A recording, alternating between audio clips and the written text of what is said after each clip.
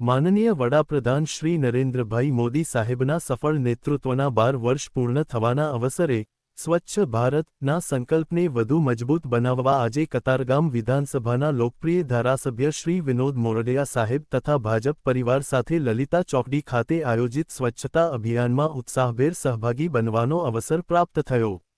સ્વચ્છતા એ માત્ર અભિયાન નહીં, પરંતુ રાષ્ટ્રપ્રેમ અને સામાજિક જવાબદારીનું પ્રતીક છે। સ્વચ્છ અને સ્વસ્થ ભારતના નિર્માણ માટે દરેક નાગરિકનું યોગદાન અનિવાર્ય છે। ચાલો સૌ મળીને સ્વચ્છતા અપનાવીએ, જનજાગૃતિ ફેલાવીએ અને વિકસિત ભારતના નિર્માણમાં સહભાગી બનીએ। રિપોર્ટ હેતલબેન પરમાર।